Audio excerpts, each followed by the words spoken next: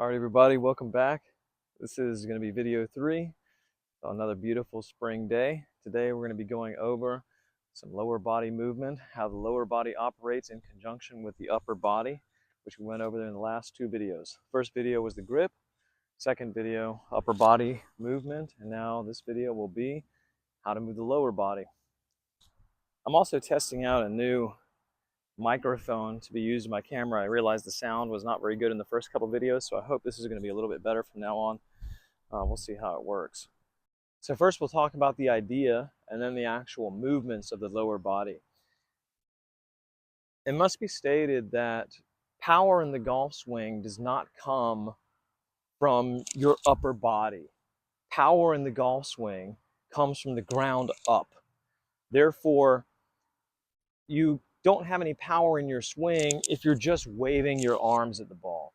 Power comes essentially from the conversion of ground force energy into rotational energy. We want to use the ground in a jumping type action and turn that upward force into a rotational force. Think about jumping. If you wanted to jump, you can't jump from this position because you have no energy. You have to load potential energy and then convert that into kinetic energy. In order to jump, the first thing you have to do is load into the ground and then spring up. So the golf swing is no different. In order to get energy, we need to load into the ground and then release that energy, except we don't release that energy upward as if we were jumping. We release that energy into a rotation. So you can think of the golf swing as a jumping spin. We would go back and then load in and then spring upwards and turn. I'm using this upward ground force to move my left hip backwards, which then pulls my upper torso into the ball. I'm not just pulling the hips backwards like so. I'm actually using the ground force to help propel my hips around, which then drags my upper body around, which then drags my arms, and then the hands, and then the club last. So it's kind of this motion. We go back and then use the ground force to come up and throw this hip back, which then drags the arms around. The motion that the lower body makes in the golf swing is very similar to a motion that you would make when throwing a ball, throwing a frisbee. It's a natural motion, except it becomes hard to do when we're trying to hit something downward. And we think of the golf swing as hitting something down, but really we're just rotating into the golf ball. We really don't want to chop the ball. Your motion, your lower body motion is going to be very natural. If you were to throw a ball, you go back and then you spin your hips, you plant your left side, and then you rotate off the left side and then throw the ball. Throwing a frisbee is no different. You go back, your weight distribution goes backwards, then you go forwards, you wrap your arm around your body, and then you turn your hips and it turns your upper body and you let the frisbee go. Just like this. Well, the golf swing is the same thing. We want the lower body to move naturally and freely like this, just like so. So of course your stance and posture is important in the golf swing. I suggest standing with your feet somewhat open. I know we're told to stand with the feet square, but it is helpful to have the feet slightly open. It's no different than if you were going to throw a frisbee. You're not going to plant with your foot square. You're going to plant with your foot open. If you were going to throw a punch, you're also going to stand with your foot open because you're going that way as a right-handed golfer. So I want my foot to be open in that direction because this eases the strain on the leg and to be able to rotate my hips. If you see here, if I have my foot square and I rotate to the left, it's hard for me to turn because I feel that tension in my leg and in my calf and my ankle. But if I open my foot, I can turn a lot better in that direction. The same thing goes on the backside. If I don't have my foot open, I'm kind of limited to how much I can turn in my backswing. If I open that foot some, I can turn back better in the backswing if I open my feet. Typically, I have my left foot open more than my right foot because I'm delivering much more energy in the follow through or in the downswing as I am in the backswing. but it is helpful to have your feet slightly open to enable your hips to move better, to rotate, especially if you're not that flexible. So your stance is important. You want to have kind of an open stance at your feet. You don't want to stand like this. This is just not natural, and it's not athletic. This is going to be much more athletic, and you'll be able to move better from this position. Posture is also important. When you're rotating your spine in the upper body, we want our spine to be rather straight because this is our axis of rotation. I don't want to stand over the ball like this. We'll probably talk more about posture later in another video, but you want to have a nice straight spine posture so that when you rotate, you're rotating straight. It's going to be hard to rotate if your chin is on your chest, if you're very hunched over like this. You're not going to be able to turn that well. You can turn much better if your spine is straight and you have this sort of a posture. Then you can see when I turn my arms, everything is rotating on this axis like this. Maybe another myth about the golf swing is that the lower body is rather quiet. It is not. I already explained to you that the lower body is what's driving the upper body. The upper body itself does not have much energy, but once I input my lower body, I can have much more rotational energy. So the lower body is really what's driving the golf swing. It's connecting you to the ground, and the ground is where you're getting your energy. So we have to move our body, our lower body, in conjunction with the upper body. And the hips sway. I know a lot of people are told not to sway, but the hips need to sway. Just like when you throw a ball, you go back. And when you go forward, you go the other way. Well, the hips move like that. Notice that I can move my hips and distribute my weight to my left side and my right side just by moving and sliding my hips forward and back. If I slide my hips this way, my weight is on my right side, on my back foot. If I move my hips this way, my weight is on my left foot. And notice as I do that, my head doesn't move that much. So it's not like I'm going like this.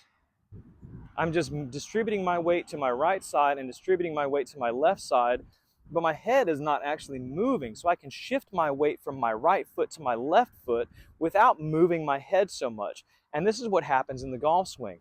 In the backswing, the weight comes back to the right side, and in the forward swing, it goes to the other side. So the hips do move like this. When I go back in my backswing, my weight goes back to my right hip, my right leg extends, pushing my right hip back, and my right hip goes, I put my right hip on top of my right leg. So I have this position. My weight is now on my right.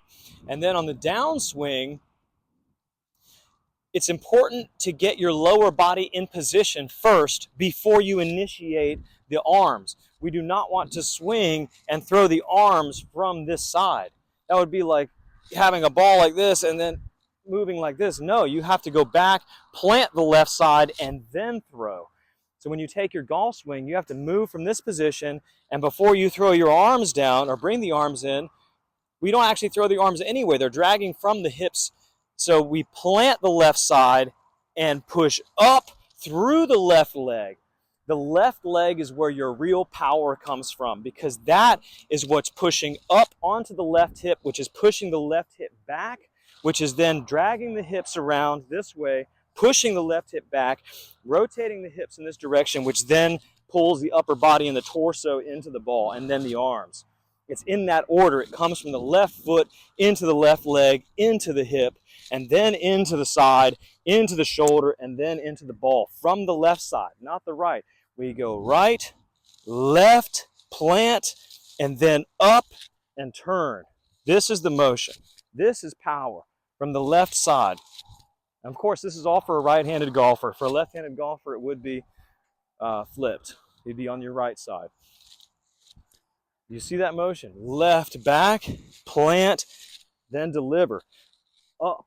I'm using upward force to turn that. I'm using upward ground force to rotate my hips. Rotating my hips is what gives me energy, gives me power.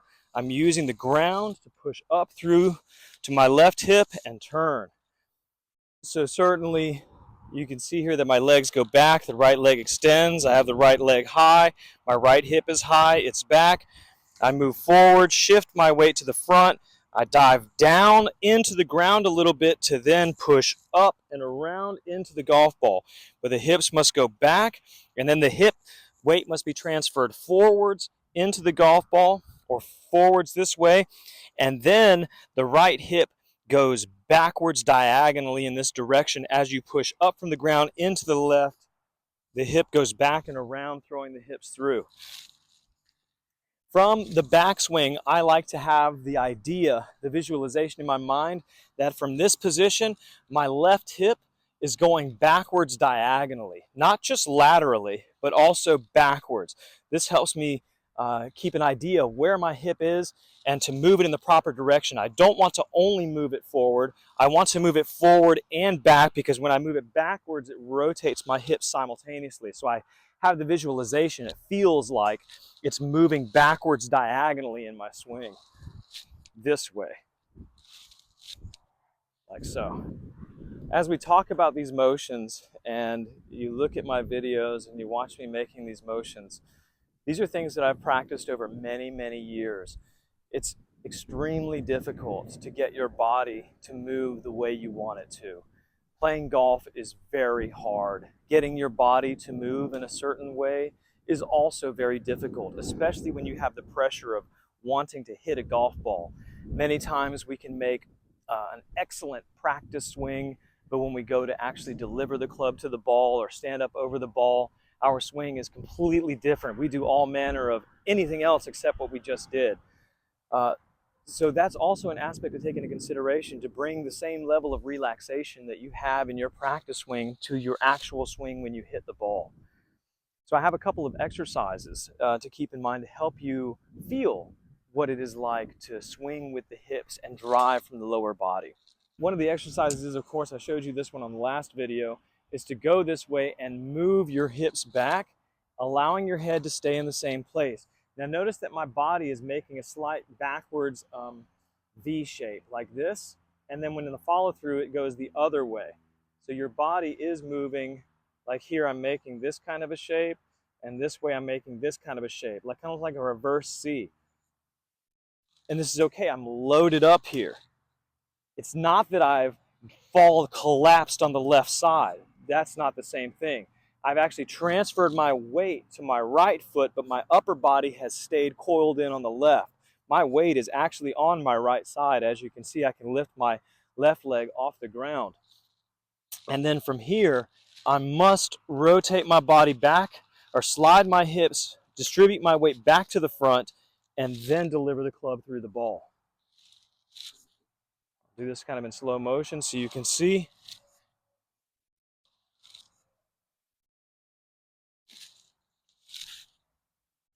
That's the order.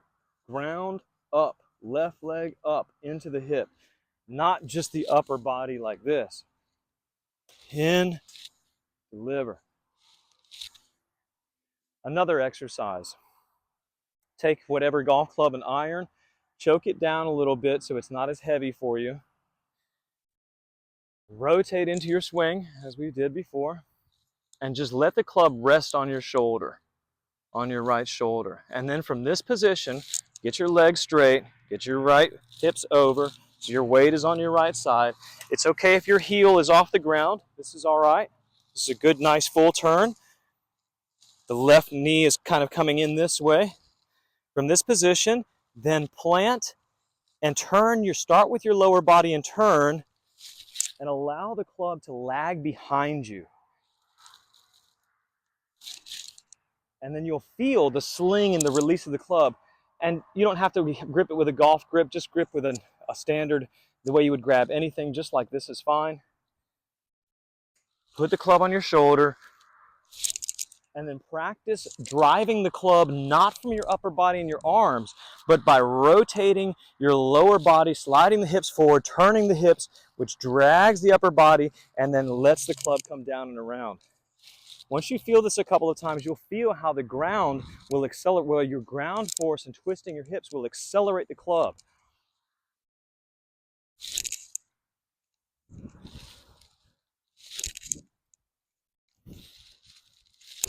I imagine most of you have never felt hitting a golf ball like that before, because it's not typical.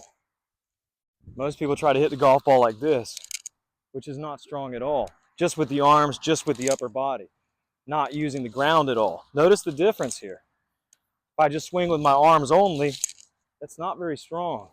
If I incorporate my legs and my hips, I can really sling it through there.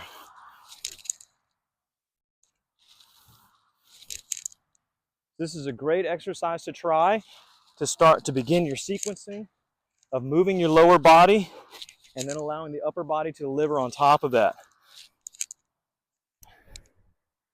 Think of the upper body and the lower body as two pieces, and essentially we're coiling them up, coiling the upper body on top of the lower body, and then twisting the lower body, and then it's releasing. So the lower upper body, we turn everything together, upper body and lower body coils up, upper body coils on top of the lower body, and then the lower body begins to turn backwards towards the ball, and then the upper body follows it. So as the upper body turns, we tighten the spring all through these muscles in the back, and then the upper body follows it and delivers the club. The golf swing is, again, very complicated. It's very complex. It seems simple. The concepts are simple. The ideas are easy to grasp, but putting them into action, training your body to move that way is extremely challenging. So don't get frustrated. Be patient with yourself. Golf is hard, and ultimately remember that golf is a game. It's meant to be enjoyed. It's meant to have fun. Enjoy the sunshine, the green grass, the blue skies, the animals that you see on the course. Enjoy yourself. That's the most important part. Enjoy the process of learning and getting better at the game. See you next time.